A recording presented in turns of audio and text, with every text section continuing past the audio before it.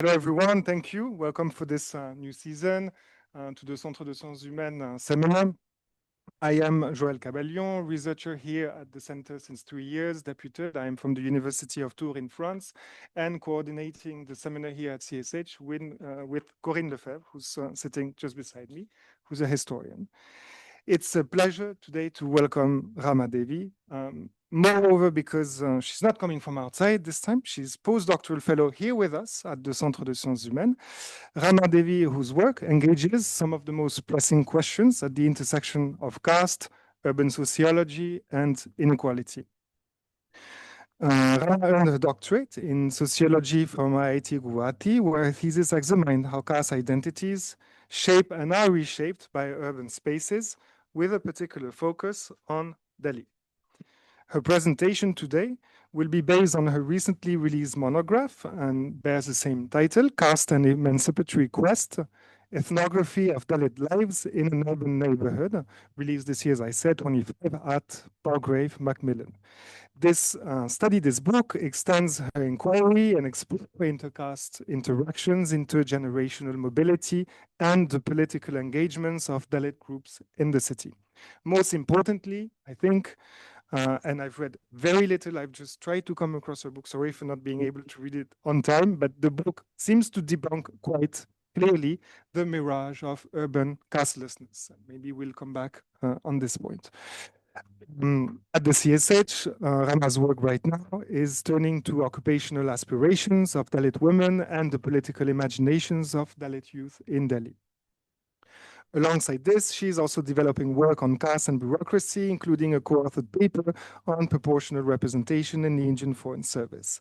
Among her notable publications are recent contributions to Sociological Bulletin, the Indian Journal of Labor Economics, both of which underline her sustained engagement with questions on exclusion, precarity, and the everyday negotiations of marginalized urban youth. Today, her presentation will be discussed by Harish Wankede. Thank you, Harish, for being with us today, from Jawaharlal Nehru University, whose work similarly brings a critical lens to caste, politics, and democracy. Harish Wankede teaches at the Center for Political Studies, JNU, as I said. Political scientist by training, his research focuses on Dalit politics, democracy, and the intersections of caste and popular culture. He's written widely on questions of representation, social justice, and the changing contours of Indian democracy, and is also a regular commentator in public debates on caste and politics. Thank you again for you too. Rama, you know the drill. Very briefly again, about 45 minutes to an hour. Take your time. And then we'll turn, of course, to the discussion with Harishji, and then we'll open the floor offline and online, of course, until 6:30. Thank you, everyone. Keep your mobile shut. And if you are online, please make sure that your mic is not on or anything else for that matter. Rama, the floor is yours. Good evening, and thank you all for being here. And thank you, Joel, for the introductions. And many thanks to Professor Wankide for being the book discussant. So before I get into what I really want to talk particularly about this book, I'll just give a broader context of my field and also try to situate this study, why it is kind of relevant and in what context this book I'm trying to present here. So this book is basically an ethnographic study of a Dalit locality in Delhi, and I have given it a pseudo name, which is Ashanagar. So basically, it was established during the national emergency. Oh, sorry. Okay, am I audible now? Okay, so this locality, which I've studied or which I discuss in this book, is actually administratively categorized as planned resettlement colony, which was established in 1976 at the height of national emergency. And it is during the national emergency, one of the policies was to beautify urban spaces. So in that, to kind of execute this policy, the urban poor living in the squatter dwellings across the city were herded or pushed into or relocated to these colonies, which are actually called planned resettlement colony. And so during that time, around 45, 46 such colonies were established in 1976, and I study one of these localities, which is predominantly a Dalit neighborhood, but also, having said that, it is also multi-caste and multi-religious locality. So when I'm talking about that, it is predominantly about Dalits, but also I look at the intercaste interactions between upper caste and Dalits, and also the relations between the different Dalit caste groups. So with that, I will just try to. So basically, this book tries to look at how caste appears, survives, navigates in urban milieu, and so why this study is important. If one looks at the history of Indian sociology post independence, so from 40s onwards until late 70s, we basically look a lot of village studies were conducted which talks about caste, because for the village studies, caste was very central to understand say, kinship, agrarian relations, or commensality. So many things which were studied. It was caste was very central to it. So based on that, a lot of understanding and a scholarship on caste we do have, but much of this scholarship is coming from the village spaces or rural spaces of India. However, with this study, like we'll focus on villages, gave us a tremendous literature, scholarship, debates, and understanding of caste. But what remains in this focus is like how caste kind of appears and what is the relationship between urban space and caste kind of remained underexplored. Here, I do not mean to say that it was not studied. I mean to say underexplored in the sense when caste was studied in urban spaces, it was rather fragmented. So it was either, studies either tried to focus on a particular caste group, or they looked at caste, how it appears or manifests in certain spheres of urban life. So like we have studies on urban labor market where caste-based discrimination operates, or studies have been conducted on marriages, or studies have been conducted on caste associations, and so on and so forth. But there has not been a ethnographic study, the kind we have about the villages. So in this book, also I want to say these studies, these village study, these focus on urban spaces, the studies on urban about caste, kind of um, uncovered this myth or this misconception that urban is shielded from the caste identity. And these studies kind of show how identities structure and appear in urban spaces. So the presence of caste in urban is not neither naive nor it is irreproachable. So my book, what I do, so instead of focusing on a particular caste group or on a particular aspect of urban life and looking for caste there, I focus on this particular neighborhood, which is predominantly the locality, where I try to study, and I try to study in more of a ethnographic sense how village studies have been conducted, although I try to situate this study in the larger urban context and the neoliberal economy in which this locality is located. So, with that, the various chapters, sorry, yeah,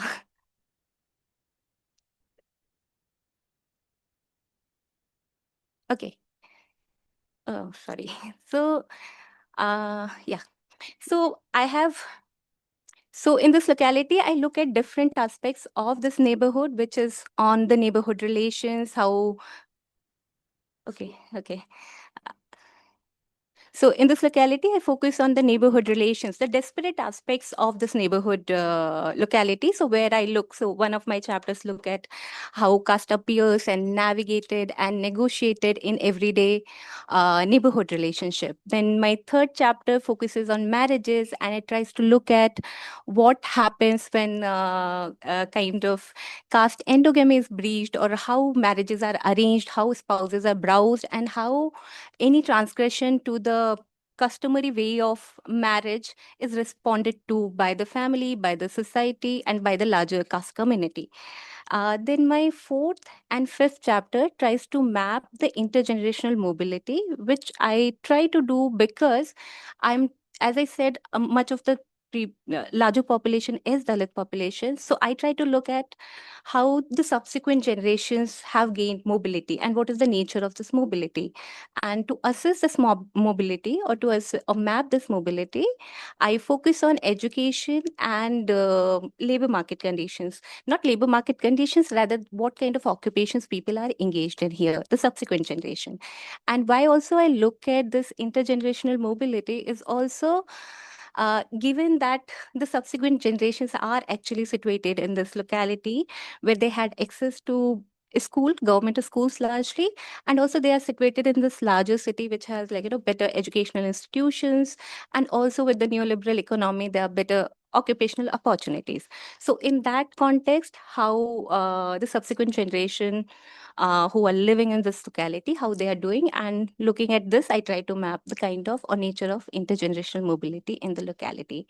And my last two chapters, they were combined and I separated in this book because of the length. So my last two chapters tries to look at the scope for Dalit politics. Is it possible for to form a formation of a cogent Dalit politics in urban space or in urban locality like the one I studied?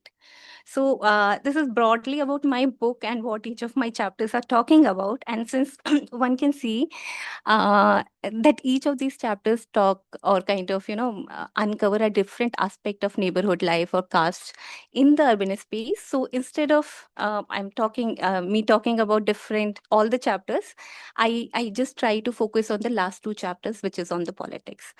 So with that, I also want to say this locality is also part of reserved assembly constituency. That means only Dalits can contest and represent the constituency in the legislative assembly. So, and given the significance of this, reserved assembly constituency, understanding politics becomes all the more important in this locality. So So mainly, why do I look at this politics? I'll just give the context. So looking mainly at reserved assembly constituency, the chapter on politics explores the possibility and scope for the consolidation of Dalit politics in this locality. So the early 80s and 90s, they were also referred as the second democratic upsurge. And it kind of appeared promising for the political consolidation and representation of voices of Dalits and backward classes. So importantly, if one looks at the 80s and 90s, there was like formation and emergence of this autonomous Dalit and backward politics. And one can especially look at the case of like UP, Bihar, and especially UP, where BSP came to the power and BSP became Bahujan Samaj Party. So the party not only became a powerful political force to reckon in the regional politics, but it also secured electoral victories a couple of times in Uttar Pradesh. So these victories also kind of seen as like, democratization of Indian politics.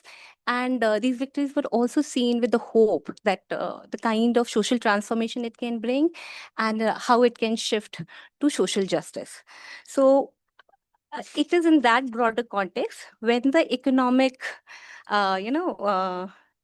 order has drastically altered and affirmative policies increasingly appear obsolete. How are the terms of political engagement are altering, and how does it influence the formation of cogent Dalit politics? And also one more point why this chapter, or the lens through which I try to look this chapter is also in the absence of, so it is like 80s and 90s where this autonomous Dalit political parties are emerging, not only in Uttar Pradesh, but also in Tamil Nadu, in Maharashtra, and in Bihar, and so on and so forth.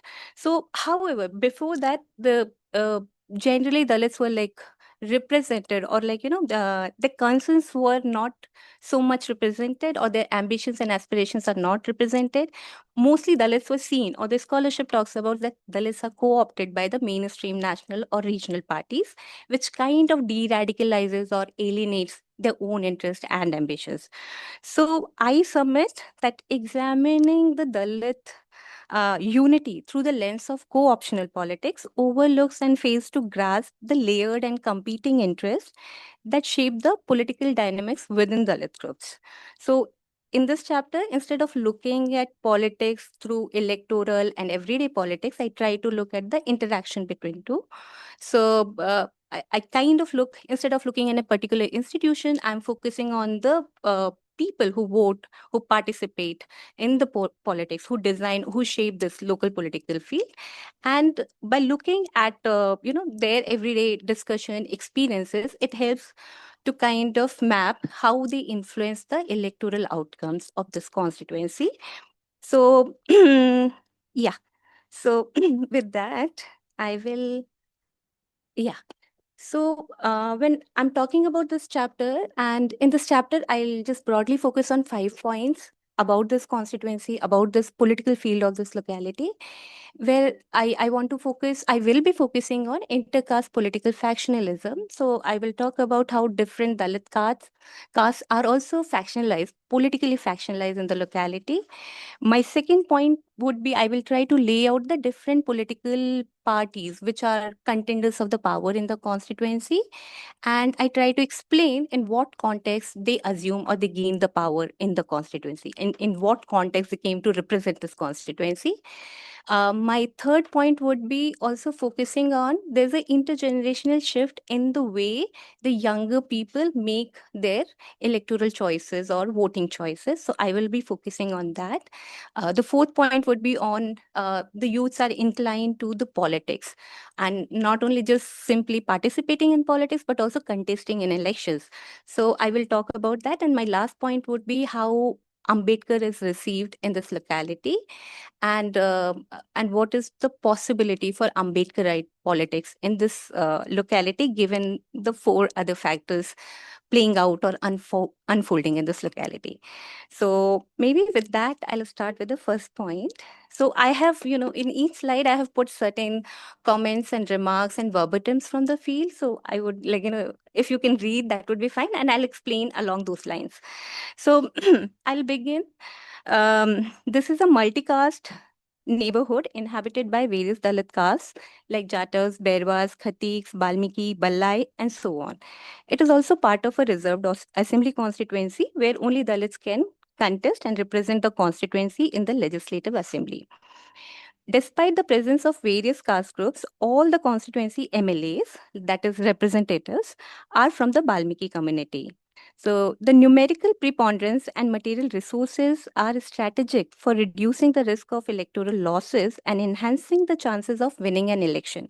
So while fielding a candidate, this strategic assessment is reflected in the clear display of bias towards a singular community, which is Balmikis. So, regardless of which party comes to the power, the representative is always from the Balmiki community. So, in addition to the right networks and economic strength, membership in the strategically right caste is vital for an aspiring politician to contest on a party ticket in the locality. So, Gil Swernius has argued that the primary concern of any political party is to secure electoral victory rather than the meaningful representation of underrepresented. And his argument kind of resonates in the pattern of ticket distribution and representation in the locality, both at municipal and assembly level elections. So I will just try to kind of tease out how different, and especially Balmikis and Jatavs, how they distinguish each other from each other. Okay, so Balmikis are electorally desired by all dominant parties to expand their footprint and dominance in the. Okay, yeah. The Valmikis are electorally desired by all the dominant parties to expand their footprint and dominance in the local political field. Thus, the community, that is, Valmikis, are not dependent on a party like BSP, which is known to represent Dalit interest. Locally, BSP is resented because it politically obliges to its core constituency, that is, Jatavs and affiliated subcastes. So Balmikis deny that community receives preferential treatment. The deliberate exclusion from the BSP is held responsible for their electoral support to other political outfits. The party is blamed for intra-Dalit fragmentation, the political exclusion of Balmikis, and the preferential treatment to Jatavs at the expense of other Dalit castes. So this is one of the remarks where this person, and I had this conversation with one of the BJP members. This person is also associated with the RSS, and it is during the municipal elections of 2017 where he was telling me, no, that Balmikis are not given a preferential treatment, and because it is the time of election, he is also kind of accusing BSP for taking money in lieu for the party ticket. So someone who wants to contest from the party ticket, they have to pay the money.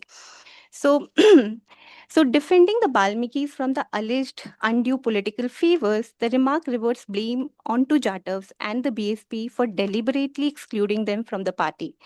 So during the election campaign, a senior party member of the BSP acknowledged that candidates fielded by the party had to pay a sum of 3 lakhs into the party fund. The allegation is not untrue, but the BSP alone cannot be implicated and held culpable for demanding money in return for a ticket. The BJP members, likewise, when they were campaigning, they told like some of the members that up to and even above 5 lakhs was given to the party fund. So, so money exchange has increasingly become a political norm to secure party tickets and is adhered to by all the political parties, including BJP. However, such leveling of accusations, singularly against PSP, taints the party as corrupt and parochial, uh, discrediting its claim to represent Dalit interests. So, in contrast, BJP is presented as an unbiased, benign, and inclusive organization in the quest for political integration of Dalits. The political difference between Jatavs and Balmikis is not only of local origins, the friction is also traceable to their claimed history of unity, separation, and betrayal in the past. And again, this narrative was given by the same person who is considered a very respected person in the Balmiki community. And so he kind of historicizes that, where he says that all the castes, be it Jatas, Berwas, all earlier were in the past were the single caste, that is Balmikis. So if one looks at both the caste groups, that is Balmikis and Jatas, they revere and idolize two different leaders. So Balmikis idolize and revere Valmiki, and Ambedkar is idolized and revered by the Jatas as their leader. And it is also one of the important bases to demarcate themselves from each other. So, and this perception that Valmikis are for Balmikis and Ambedkar is for Jatas is not only by this particular person, but also other caste groups and also upper caste who kind of associate Jatas with Ambedkar right away, and Balmikis right away with the Balmikis. Okay, so to fusing the distinct Dalit caste into a homogeneous community as Balmiki reimagines the natural existence of intra-Dalit unity in the past under the guidance of sage Valmiki.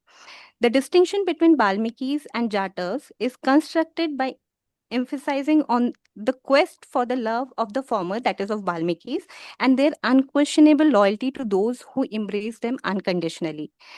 The deified status of Valmiki sage is presented as a proof of Valmiki's unwavering loyalty to those who love them.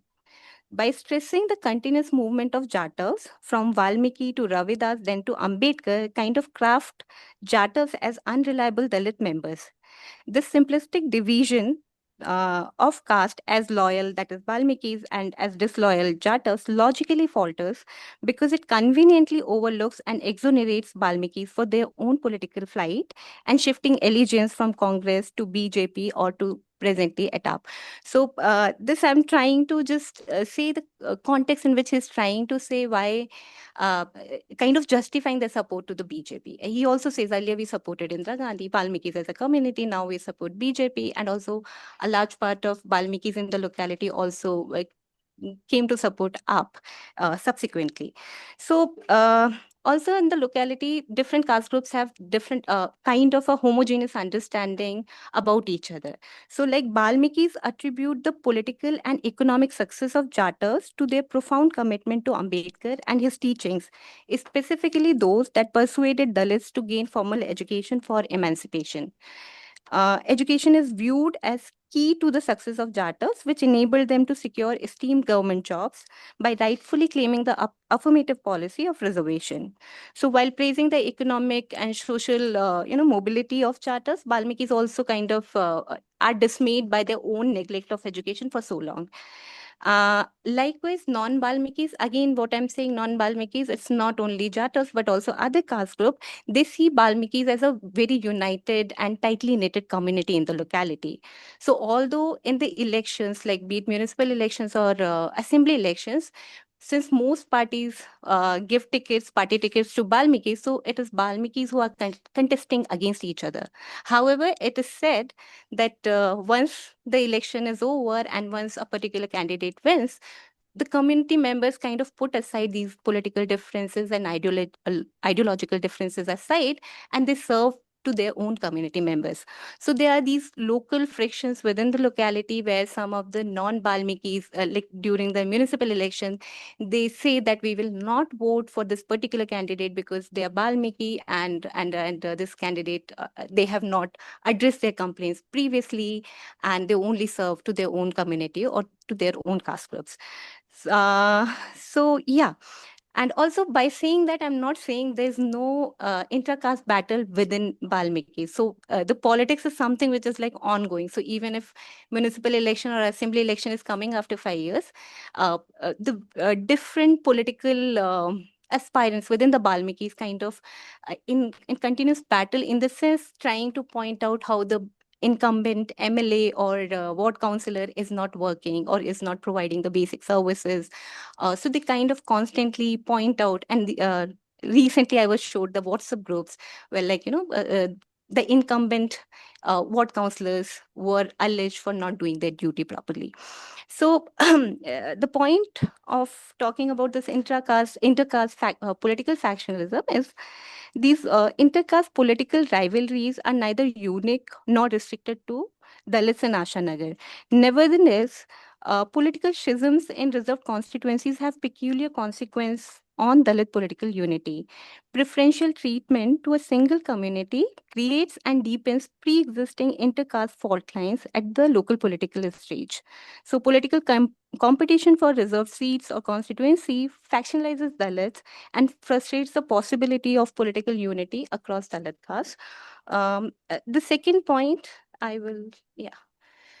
The second point, I just want to lay out the different political parties who are contending for the power in the constituency. So since 1993, so Delhi only had first assembly election in 52, and in 56 the assembly elections were disbanded and it was resumed again in 1993. So since 1993, when the National Capital Territory went to the polls for the assembly elections, constituency representative have been from Ashanagar, where the major political contenders are Indian National Congress Party, Bahujan Samaj Party, Bharatiya Janata Party, Aam Aadmi Party. And as one can see, the INC since 1993, it won 3 terms in the locality. BJP won twice, 2008 and again in 2025 elections, and UP won thrice, once in 2013, then 2015 and 2020. So, and despite being known to represent Dalit interests, BSP has not won even a single time in the assembly elections. And one can see that the residents are like, the loyalties are not kind of, they're not sticking to one particular party, but it has been shifting from INC to BJP to AAP. So these shifting political loyalties are not divorced or dissociated from the national and state politics. So, yeah. So since 1993, the elected representative of the constituency have belonged to Congress party, Balmiki, and they have been from the Congress party. The sustained electoral preference for the party was interrupted when the candidate from BJP was elected in 2008.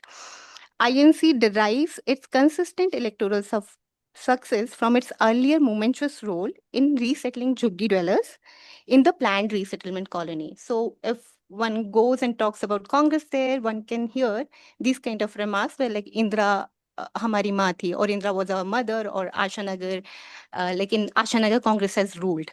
Okay, so these comments or these remarks, apart from suggesting the political hour in which the settlement was established, these remarks also indicate or gesture at the treasured importance of the late Prime Minister Indira Gandhi for the initial residents. The intent behind the slum clearance drive was to sanitize the city by displacing the deprived and poor living in squatter settlements to the remote margins of Delhi. Distancing and herding the poor at the urban periphery had kind of unintended consequences for the INC. So, academic criticism directed at the displacement of Jhuggi dwellers depicts the slum clearance drive as an unpopular and anti poor activity. And this understanding kind of contradicts in this locality where with the opinions of the displaced population who in hindsight feel indebted to the leader. The popularity of Indira Gandhi as a leader has paid off for the party locally in 3 assembly elections and also many times in municipal elections. So the most vulnerable and affected during the emergency remain grateful to the leader for allotting plots in the city, which is now increasingly becoming land scarce and preyed upon by the thriving real estate.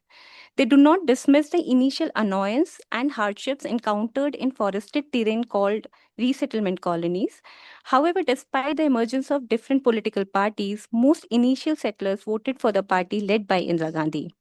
And electoral support to the party is a way to express their commitment to her and to repay the debt they owe to this matron leader.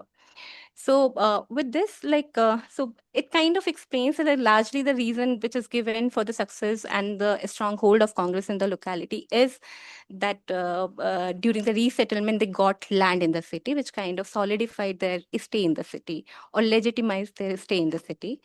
And yeah, so, while political landscape with a more substantial presence and broader influence of relatively newer parties, which is BJP, BSP, and AAP, uh, kind of changed with the emergence of different parties and as they became more stronger in the locality. So, while Congress has been mounted on the political stage since independence, BJP and BSP attained their current form much later in the 80s. Both parties have different electoral appeals and vote banks. The BJP's project of building a Hindu nation constructs religious minorities and Dalits as others who can either be subsumed within the meta identity of Hindu or exorcised from the national project of Hindu Rashtra. And Ashanagar is not untouched by the communal politics. A communal riot erupted in 2014, which subsequently led to the transformation in the geographical landscape, cultural practices, and claims to the public spaces. So, in the material or infrastructural form, one could see these changes where, like, one can see the lanes and alleys are dotted with saffron flags or national flags, and also the gates of different blocks are painted, which kind of gives out the identity, religious identity of a particular community which is residing in a particular block. However, the most noteworthy is the dramatic increase in the um, public celebration of Hindu festivals like Ganesh Chaturthi. These recently introduced religious festivals, until a few years ago, were limited to specific regions like Maharashtra, are now celebrated on a grander scale and a spectacle. The celebrations claim public spaces and assert communal presence and numerical superiority of Hindus. And interestingly, in these festivals, so like Ganesh Chaturthi, and recently it's also Ram Navami and then Durga Puja, a series of festivals. So one can see it's like more or less a festive mahal in this locality. So very interesting thing, which is like which one gets the sense of the communal tone of the locality is also in these processions.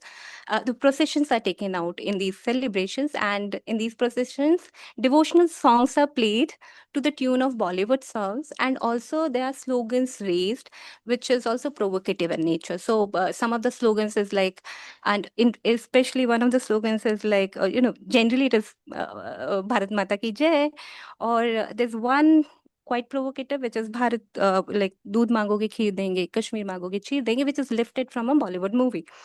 So a seamless amalgamation of religion, national emblems, and Bollywood songs ties its participants with a singular identity that is of religion as of being Hindu. So in these festivals, it is like celebrated not as a particular caste, somebody belonging to a particular caste, but all largely the it asserts the religious identity of the community that is celebrating these particular festivals. So religious celebrations in public spaces does not go unnoticed by the targeted community, which is Muslims.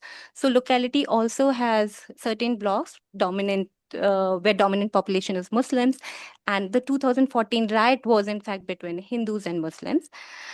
So though Muslims celebrate their festival with vivacity, the use of Bollywood songs or dialogues in the procession is refrained from.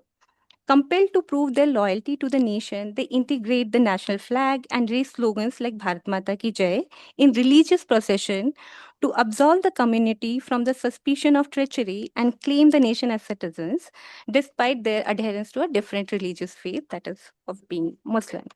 So I talk about these changes. So in 2013, AAP comes to the power, and also the MLA of this constituency was from AAP.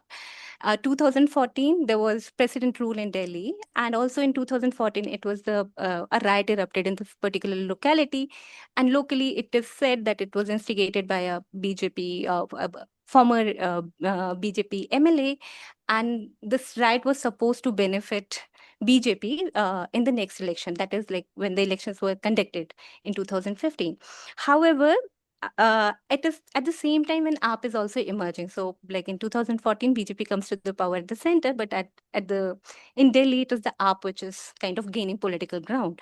So, after 48 days stint in power in 2013, AAP returned to the power in 2015 assembly election with a spectacular victory, winning 67 out of 70 assembly seats. And AAP was largely considered as the middle class party or representing the interest or aspirations of middle classes. Also, in the campaign, there was a lot of middle class and elites who were actively involved. However, if one looks at AAP, in 2013, so there are total 12 reserved assembly constituencies in Delhi. So in 2013, it won 9 constituencies, reserved constituencies. And in 2015, it won all the 12 reserved assembly constituencies. So that kind of indicates that the party not only won or represented the middle class aspiration, but it also won in various localities of different socioeconomic backgrounds. So, the appeal of AAP far exceeded beyond the middle class demography. So, moving away from the established traditional loyalties to the Congress or to the BJP, residents supported AAP candidate in both the assembly elections. The party's return in 2015 changed the political direction in which Ashanagar was anticipated to go, because it was anticipated the right will benefit BJP. And despite the communal riot in 2014, residents preferred the tangible gains delivered by AAP in their previous tenure over the local communal politics. Uh, okay. So my third point where I want to talk about, I have given the context in which the different political parties are coming. And here I want to talk about how, intents and logics of voting electorally it differs for the younger generation. So one can see the shift of voters from Congress to the newly formed political organizations like BJP to AAP gestures that en bloc electoral support is dynamic. So nobody gets a absolute support from a particular community, right? So these shifts in political loyalties simultaneously mark the intergenerational shift, wherein starkly different motives, expectations, and logic guide the voting behavior of young voters. Again, this is one of the discussions I had with the with the youth in the locality, and it was around the same time of 2017 municipal elections. So one can see like youth disapprove of the unsaid rule of supporting a single party on the singular criteria of shared caste identity or past obligation. So shared identity, it is generally referred to BSP, where like, one votes because one comes from a particular caste, or Jatas voting BSP is kind of, not looked very nicely. Or past obligations, where Congress has been supported and brought to the power subsequently in 3 tenures because of the past obligation which they think they owe to Indira Gandhi or the Congress for allotting the plots. So they exhibit contempt for identity politics based on caste or region. It is disapproved as parochially communal, which impairs the general interest. Uh, the promise and delivery of good governance guide their voting behavior, not the past obligations based on which their parents and grandparents continue to vote. They accord importance to serving all citizens equally without any inherent bias. The disregard for identity politics testifies that consolidation is not absolute, as no caste or community supports any party or candidate absolutely. Further, the political diversification, as I said, like, AAP coming to the scene or BJP and BSP, kind of allow, there was this political diversification which allows for a move from identity to issue based politics. However, recent developments in national politics resonate locally, where the popular appeal of the BJP surging, notably among the young voters who are drawn to the party. It is also cause of concern for its non-supporters, chiefly elderly members and supporters of BSP. Okay, okay. Supporters of BSP, Congress, and Ambedkarites. The expressed apprehensions are not merely due to the impending loss of political dominance or erosion of the electoral base. The fear instead derives from the marked sharpening of communal identities among the youth. So, the conspicuous participation of young men in 2014 riot substantiates the expressed concern about youth's inclination towards the BJP. The involvement of young men in communal violence and their subsequent zeal to organize religious activities are blamed on the lack of education, widespread unemployment, substance abuse, mob mentality, so on and so forth. So, largely, like if one looks at the scholarship, largely the rightward turn of youth is largely blamed onto the unemployment and overabundance of unemployed youth. And also it is said like BJP has resources to fulfill the newer aspirations of the younger generation. So it is amply noted that youth with uncertain socioeconomic futures constitute a vital human resource to invoke and sustain communal politics. Ashanagar has no shortage of young people struggling to secure um, employment, preferably a state job.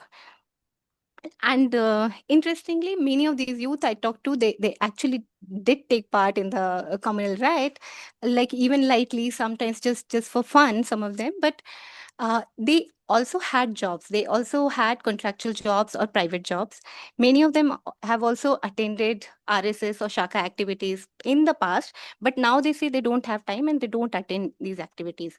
So the conducive conditions, which are kind of indicated for the rightward shift of the youth, that they are unemployed or they have like this radicalization by the Shaka, does not fulfill in this situation or in this locality. So, while, okay. Therefore, the party's political appeal and success cannot be explained alone by the suitable conditions of the overabundance of underemployed youth. The political turn of the youth towards the BJP is also due to the popularity and faith in the leadership of the incumbent Prime Minister Narendra Modi. Political support for the party in local elections and otherwise does not derive from the recognition and praise for the work done by the local BJP leaders in the municipal wards or assembly constituencies. The support is rather lent to the various schemes and decisions taken by the Prime Minister. So, like, it is again these discussions were mainly like during the municipal elections where youth is saying that the kind of the bold policies like demonetization. Please don't mind if you can shut your mic, it would be very nice. Thank you very much. So also, so, yeah. So they are also disappointed many times the way the party leaders or BJP leaders are working locally. But it is the larger image of a prime minister, what he says, what he delivers. It kind of tells these young men towards BJP. Okay, so unified political loyalty to the National Congress in the previous generation was based on benefits like land and public employment. In contrast, youth's loyalty to the BJP rests on the incessant construction and validation of PM's image as a self sacrificing man, always in the service of the nation. For the national development, unquestioning support to the Prime Minister vis a vis to his party becomes an essential duty of citizens towards the nation. The leader believed not to favor any ethnic group. Instead, he represents the nation and stands for its integration.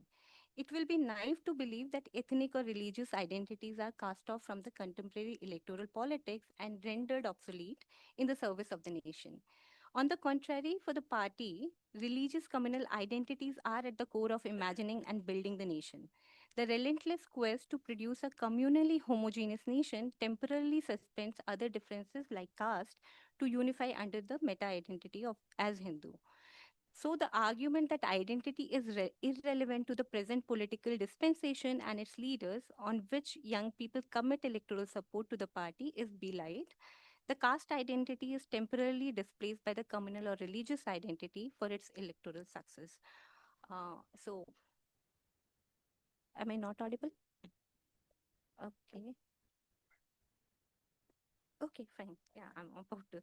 So my fourth point, where I talked about how youths are kind of inclined to the politics, and in the locality, if one talks to many of these youths, they will say that they do want to contest the election. They are active in the local politics at doing sundry roles in the political parties and trying to be active in the local politics. But their aim is not just to be roadside neta. They actually want to contest election and become a MLA or a ward councillor. And this aspiration is linked with their precarious status in the labor market, which I discussed in my previous chapter on the job and employment. So, the political class includes the former and incumbent leaders like ward councillors and MLAs. Also, those who compete for political positions or hold sundry positions of local prominence in political parties.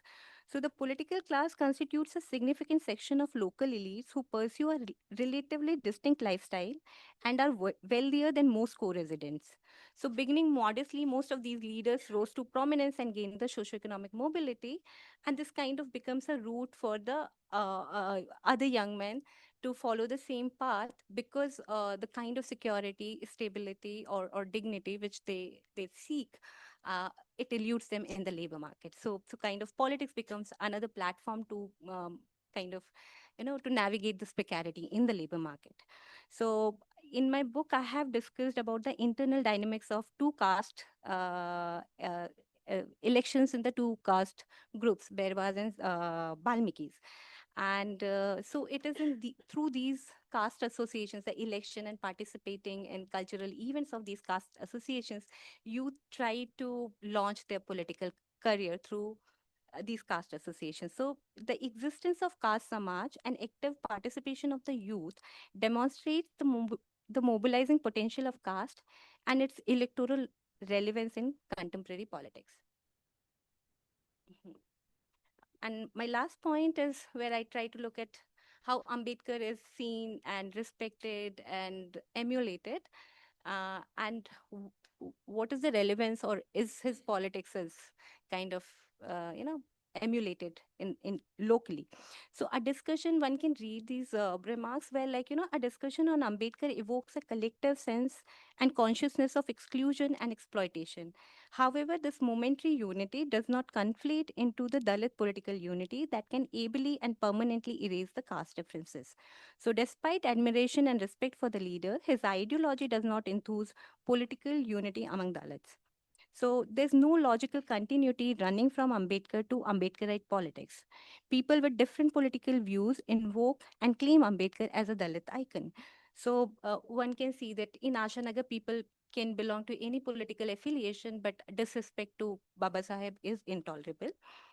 So it is not merely Ambedkarite, but also those critical of Ambedkar-inspired BSP politics acknowledge and revere the leader for his role in improving the socio-political status of Dalits in Indian society.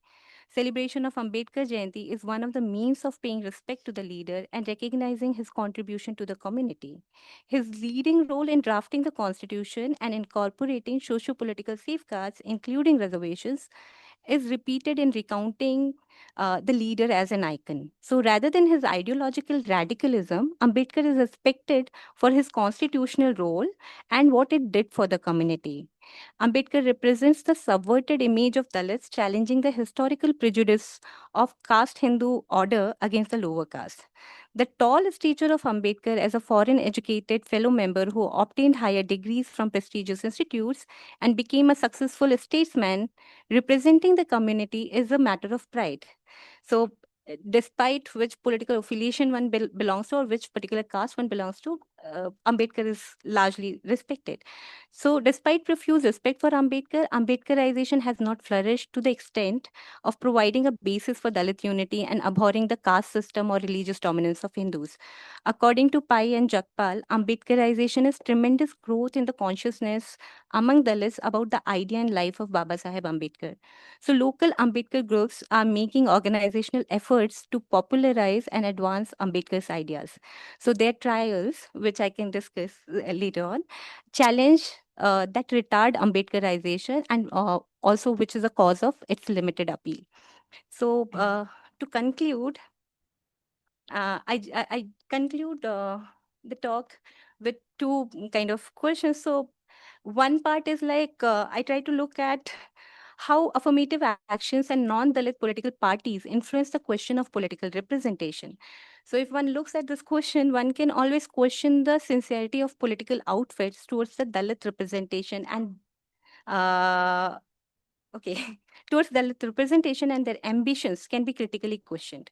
However, the mandatory political representation in reserved constituencies ensures that Dalits cannot be overlooked and sidestepped politically.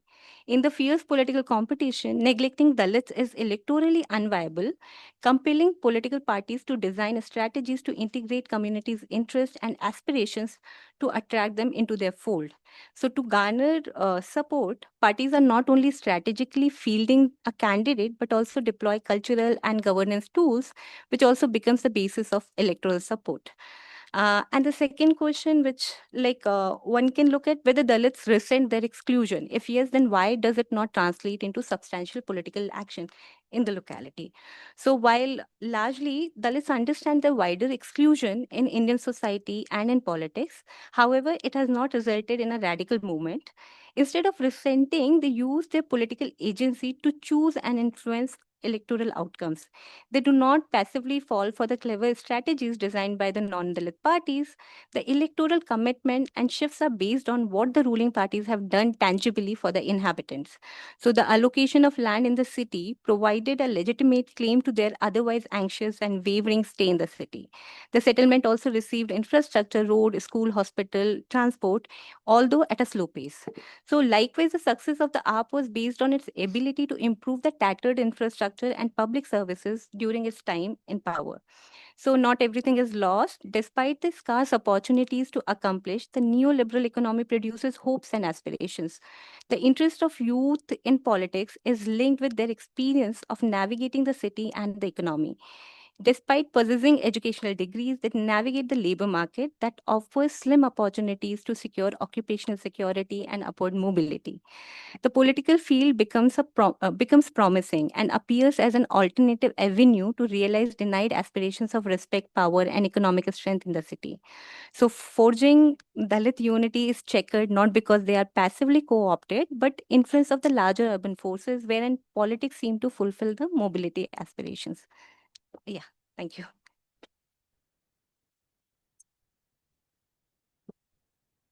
Thank you very much, Rama, for this very rich and very timely presentation, and I mean also for kind of showing in a very complex, in a very important way. I think, I mean, the difficulty to kind of think mechanically, and we should not, of course, in the herbs, sort of.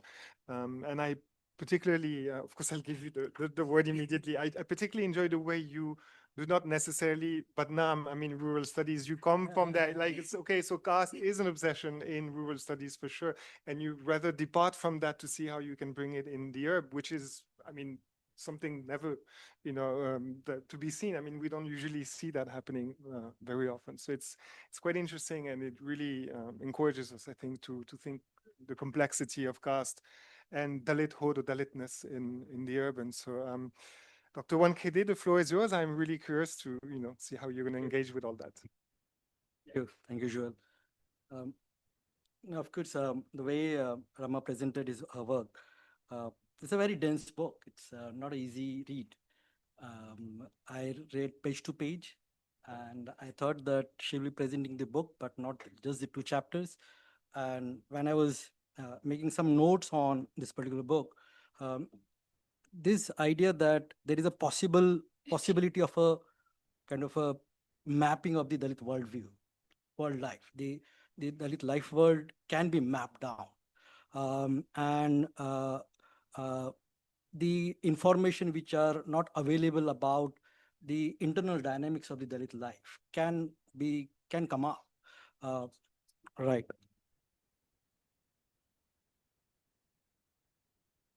right. Thank you. Okay.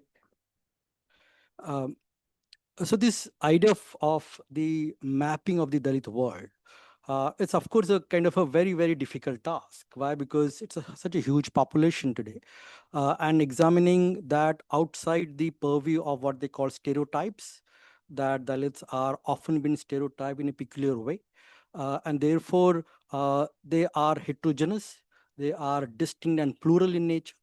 They hardly have one single location but multiple locations, and they have multiple cultural orientations too. They have multiple rituals and customs. This idea is now flourishing within the academic literature from last 2 decades. And probably I believe that this particular book is also part of the same trajectory, where the only Dalit political notion engaged with Ambedkar, exploitation, atrocities, poverty, that domain, which was there for a very, very long time. There's some kind of a stereotypical engagement with the Dalit question. The recent last 2 decades engagement with the caste and Dalit question has somewhere improved a lot. And in that improvement, this kind of a diverse, plural, heterogeneous mapping of the Dalit world is extremely important, extremely crucial. And I believe that this particular book, and therefore the earlier hesitation when Corinne Wright wrote me about to be part of this particular discussion, the word ethnography somewhere thought that I thought that probably this word is basically a word where we often endorse the known, that we already know certain things, and ethnographer just enter into that domain and simply provide multiple information factual sheets about the actual world. And therefore I thought that probably there will be again similar kind of a strategy in this book. And when I read this book, I thought that probably more than that is happening. The kind of a complexities and multiple doors that this book has opened, and in a very suggestive way, that the larger anchor of this book is the idea of emancipation, that somewhere the idea of emancipation is crucial, and how the existing order is somewhere distinct and different. And therefore, from my discipline point, from where I come, the political studies discipline, where the question of modernity is very crucial. And the idea of emancipation is somewhere linked to the idea of modernity, that the modern times, mainly probably post-colonial time, after India's independence, this idea that urbanization, economic transformation, modern democratic polity, what they call the Nehruvian Ambedkarite hope of the new world, that somewhere these great leaders were thinking that India is now entering into a new churning, that churning through economic development, through multiple political issues and concerns, especially for that what we call equal citizens' right. And in her introduction, she beautifully elaborated that how the idea of citizenship emerged as a very, very significant theme to imagine new India. And therefore, this modernist call, what they again often been underlined as a Nehruvian consensus, that somewhere the urbanization and economic transformation will build India as a very distinct India from the earlier times, what they call the medieval or the pre-colonial time. And therefore, this call, and again the term that Rama used in her book, towards universal humanism, that we are moving. There is a kind of a travel that we are walking towards. There is kind of a path that one has to follow. And modernity somewhere create that path, and the tradition will somewhere collapse in the arrival of the modern time. That modernity is now just there to cover everything. And in that cover, a whole new world will be crafted. So this call for or towards universal humanism created what they call the idea of an urban citizen, or the term, then again the book consistently refer the idea of a cosmopolitan world, that cities are cosmopolitan in nature, that they will somewhere divorced from the the kind of an ascriptive identities around which social sphere was designed in villages. That the design of a village is based on ascriptive identities, that you are ascribed to a social and cultural group, and based on that social location you have to perform. The caste are basically that value that you cannot perform if you are not ascribing to your given identity. So this notion that somewhere the village life is a traditional life, it is a conservative life, it's a pre-modern life, and the urban development will somewhere provide a new route to transform what you are experiencing consistently historically. And therefore, the hope of urban life was extremely powerful. And Dalits were one of the major flag bearers of that hope because of Ambedkar's presence for sure. But in general, the kind of precarity in which they were living for such a long time historically. So, of course, the arrival of modernity and the hope of urbanization, or for that matter, modern transformation, somewhere influenced the Dalit world. And therefore, the call that now Dalits may move from village to the urban centers, Ambedkar's call for that matter, that Ambedkar made that particular call that villages are den of ignorance, that and you should leave that particular space and enter into a world which is basically free from exploitative categories, and also will allow you to operate as an individual, as a human being, as a citizen. Okay, that hope was very much there in most of the leaders who were part of the nationalist movement at that part of time, Ambedkar being one of the major call for that. So this Dalit hope for modernity, for what they call equal citizens' right, civil rights, self-respect and dignity, that the new world will surely offer. And probably the constitutional values, the idea of a constitutional morality, that these new governing elites are distinct from the earlier elites, and they will surely provide some kind of a relief to the erstwhile untouchables, and they will be now treated as equals. This hope was extremely powerful hope, and therefore the idea of equal citizens' right. But the Dalit discourse at that part of time was not only restricted to this abstract individual life or dignity. They were also suggested that there is also a requirement of what they call participation in the institution of power and privileges through social justice policies, that there are policies which will invite Dalits to become part of the major mainstream power spaces. And therefore, the institutions of power, parliament for that matter, or privileges, multiple other institutions, these institutions also require some kind of participation. And that will be also a modernist journey, that modernity will not provide just equal rights and forget about people, actual people, but will also understand their social location, the historically disengaged people, and somewhere invite them to become part of the larger social churning. So this hope. Third, it was also suggested that the state will be interventionist in nature. The state will not just be an outstander, but somewhere intervene and will check what they call the caste-based discrimination and atrocity. That state will be now partner for in the social justice reform.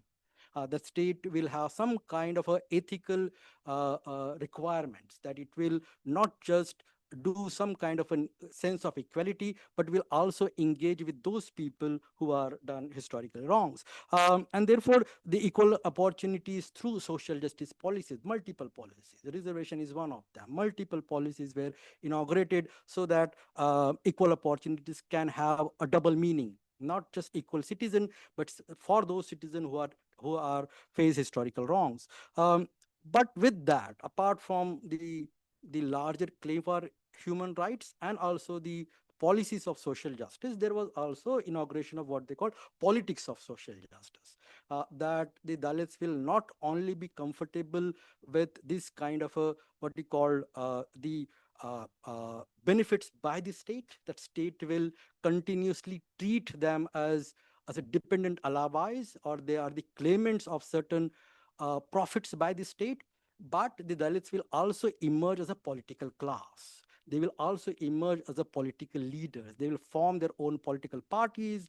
They will mobilize others. And out of that mobilization, they will also claimants of the political power.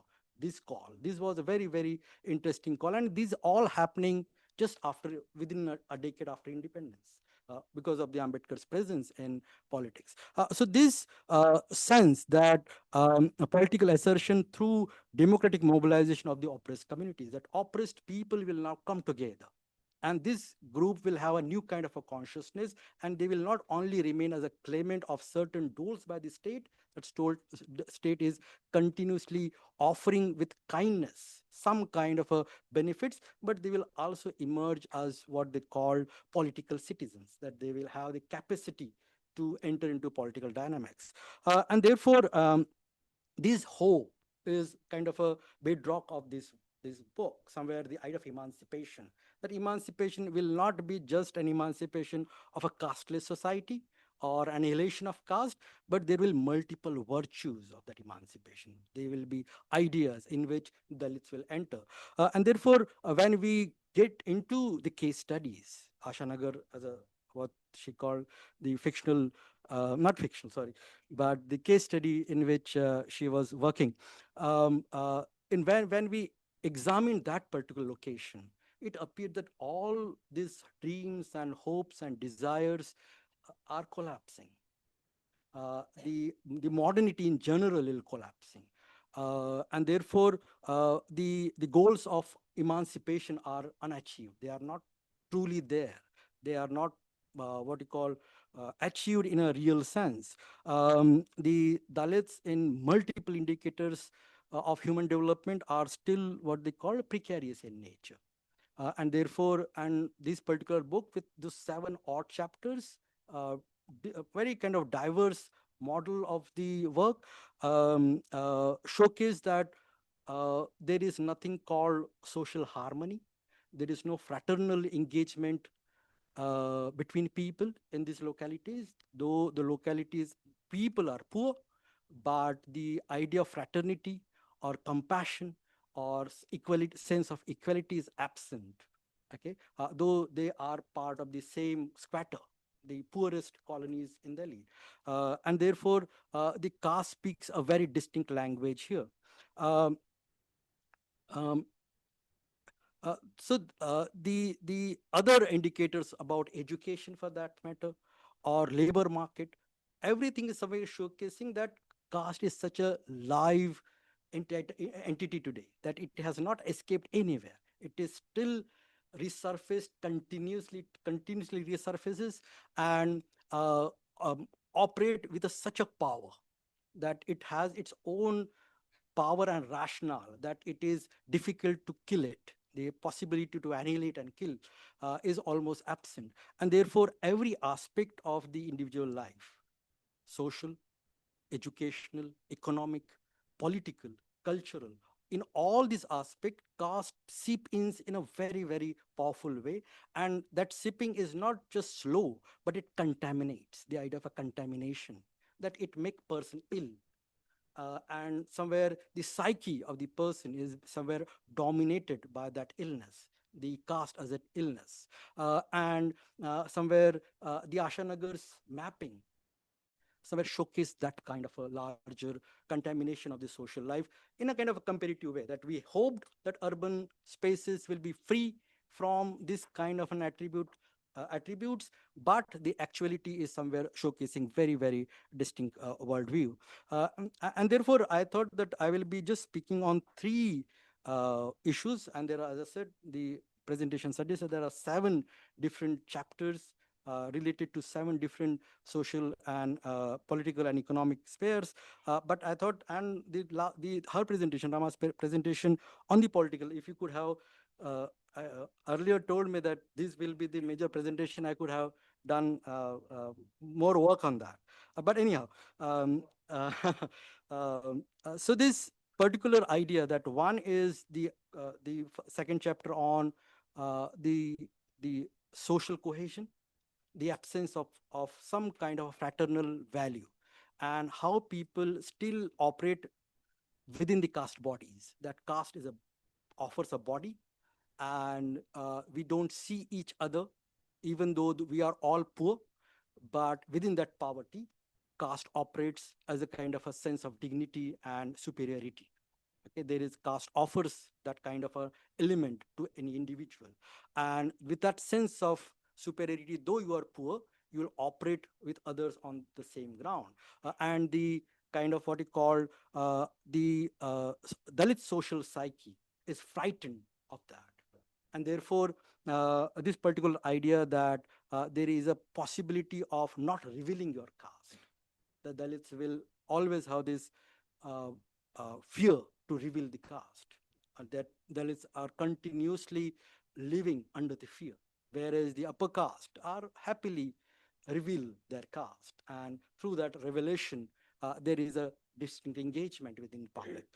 So this caste as an antisocial psyche is not only limited to the ruler space, and she started with that. That it is only in the village that the superiority and inferiority, purity and impurity, lower and upper operates, and village and urban spaces are somewhere divorced from that.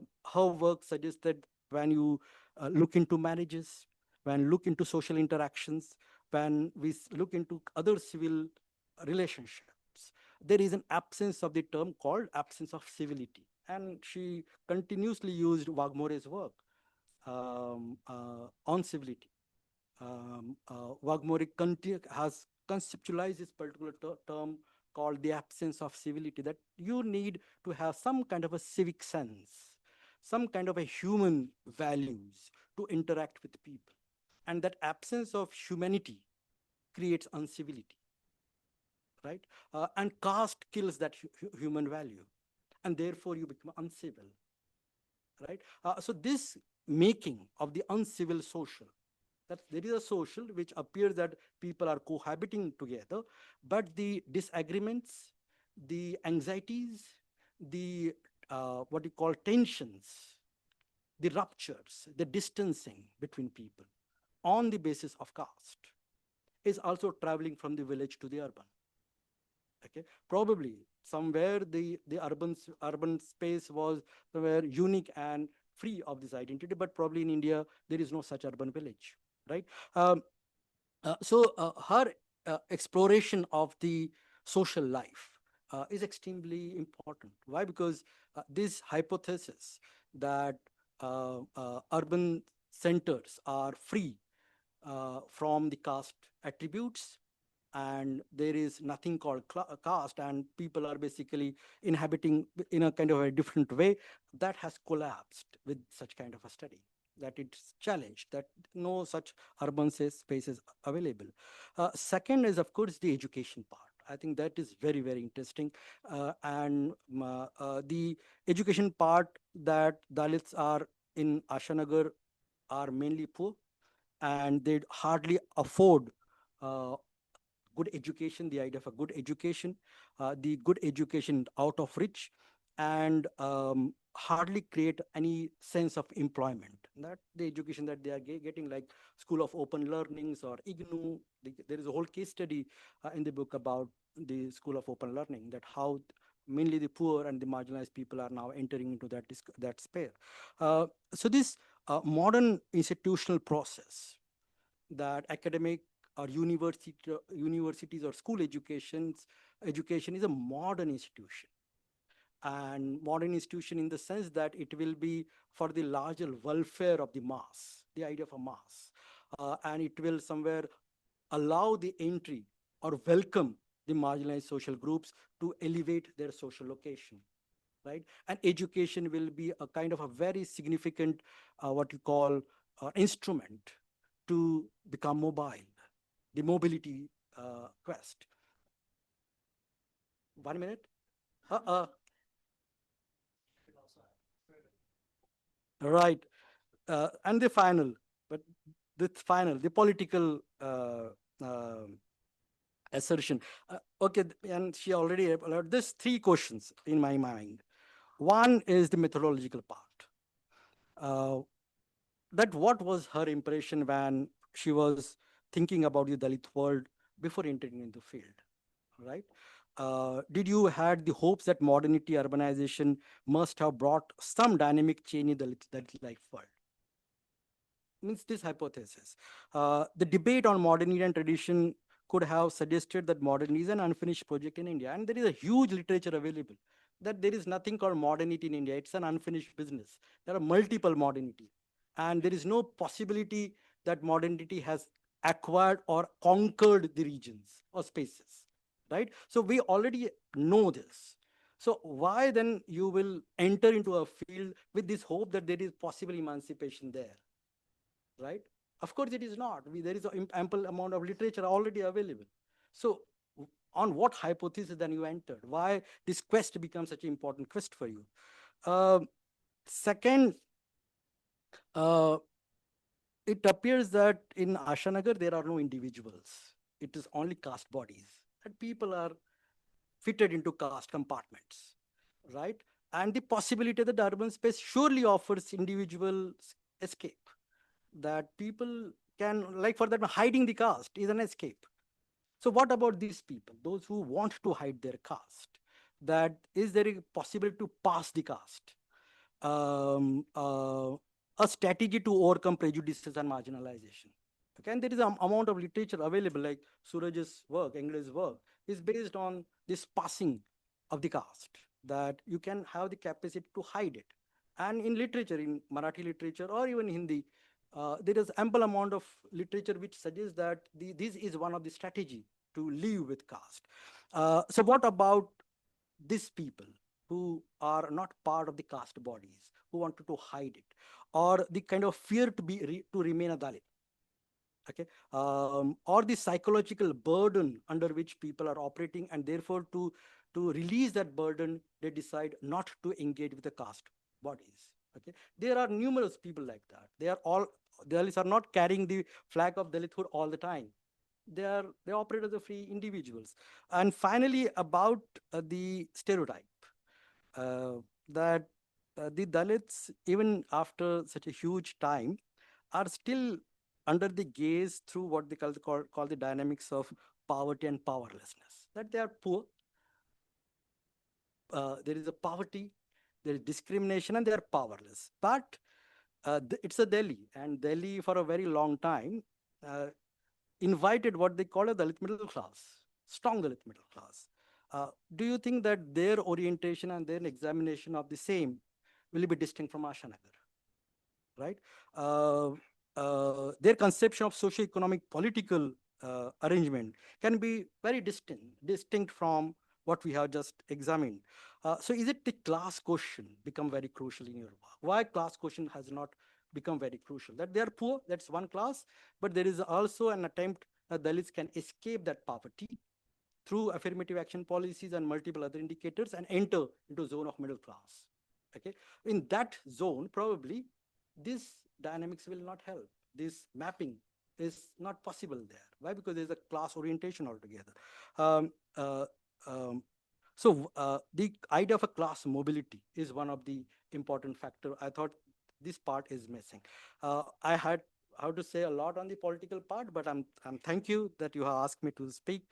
I'll stop it here.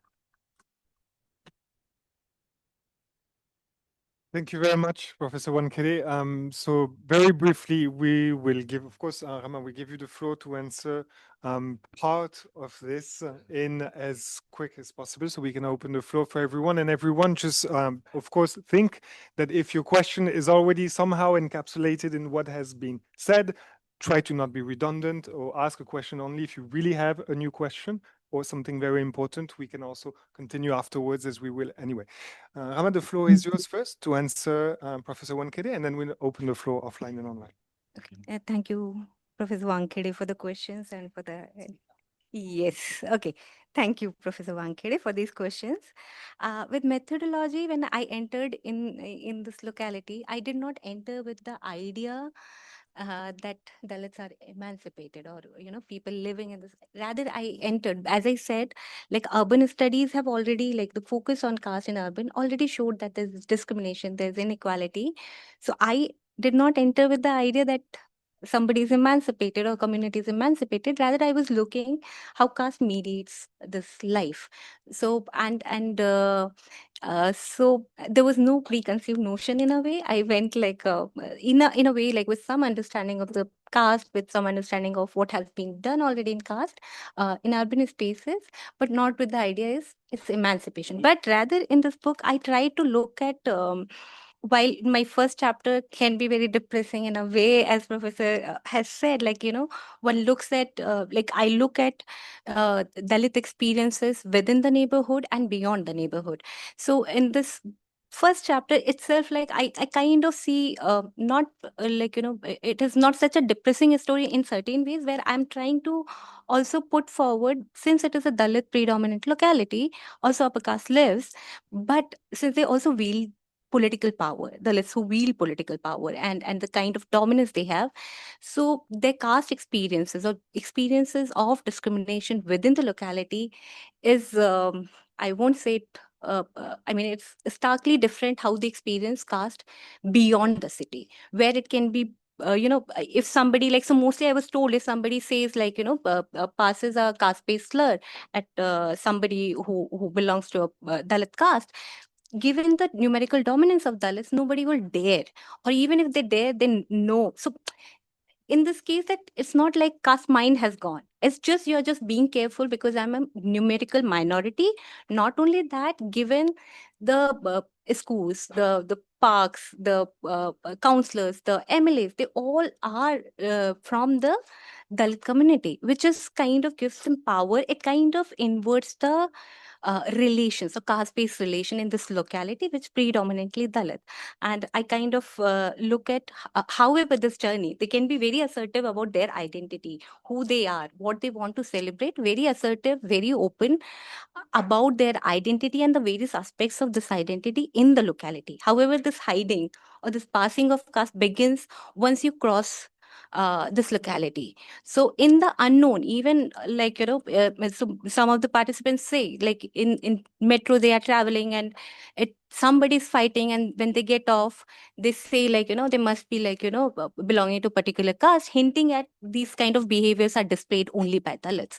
So it is in these contexts where this humiliation of caste comes, where nobody knows their identity, but you are very careful about not letting that come to the surface. Or also, like, many of the people who do not uncover or reveal their identity where they live. Now, this is only just a locality. One can tell that this is where I live, but where they live, it is not disconnected from their identity, because the very locality is known to inhabited by Dalits. So, like, even in offices, the state offices where I went, I was told, who lived there and how I should go about my research, so on and so forth. The very space in urban, then it is not directly about the caste, but how space gets entwined with this identity. So, yeah, so I think, okay. So, and yeah, I mean, I, I, I do see like it's not like there's no individual, because I think I give a lot of case studies here, and also within the community, the case studies and the experience tells, even within the community, experiences are very diverse, and it is not diverse. It is also diverse because at some level, and Rebete also said, like, maybe instead of looking at caste, we also have to focus on the families to understand both caste and class, how class plays out in these identities. So the individual journeys also speak about certain mobility, certain benefits, certain sense of dignity. At the same time, yes, the chapter on education again can be very depressing, which is like, the kind of educational access most of the people have. Again, you see, it cannot promise you the desired upward mobility which you see around yourself. So most of my participants who are working, they want to be somebody who's superior to them, who has a white collar job, but they do not even know how to become something. Like, if I went to my field and I told I'm from IIT, I'm like, it is like you are from ITI. So, or somebody who desires to become an architect, that aspiration is there to become an architecture, but to ask if they know the school of planning and architecture exists in Delhi, they do not know. Okay, so there's this kind of a lot of gap between your aspiration and the means to achieve it. So there is psychological burden because again in my chapter on marriage, where I talk about some of the amorous or romantic relationship in college campuses ended or could not culminate into marriage because identity was discovered or class and caste barrier was discovered, and these individuals very consciously know it is because of their identity. So that burden is there. Can they bypass? Again, in my first chapter, I kind of try to talk about, even if most of the Dalits want to move out of this locality, and even with given their economic capacity to move out of this locality, how the housing market itself is discriminatory. And it will try to identify your caste, where you already live, and if once you reveal you live here, your chances of getting housing, a desired housing in a gated society, even if you have money, is very, very restrictive. So even if you want to move out of this identity or this burden of identity, it is not so easy in the larger urban economy of housing as well, where people will ask, where do you live, or people will ask about your surname, where people will ask about, and in fact I did talk about, some of the banks will not give you loans because where you live. So those area is known as that you will not pay your loans or debts. So there is psychological burden, but nowhere I'm saying that they're not trying to move out of it, but it is, these are the structural kind of constraints. So despite your aspiration, despite your desire to move out of this burden or this carapace of identity, it is somewhere structures which are restricting you. And so I also talk about how upper castes who are living in this locality, if they have economic capability, they can buy a land, they can move into gated society. And again, the own aspiration of Dalits to for the upward mobility, also they desire to live in a gated society or a decent society where there's less distraction, where there's some mahal of education. They do want to provide a better education to their kids. They do want to give them a better professions to their kids, but how it is restricted given their identity. So yes, there's psychological burden, but I do not want to say that there's no aspiration to move out of it. There's a constant aspiration and there's constant struggle to move out of it. Thank you again, Rama. Thank you, Professor Wankade, both of you. And see you at next seminar.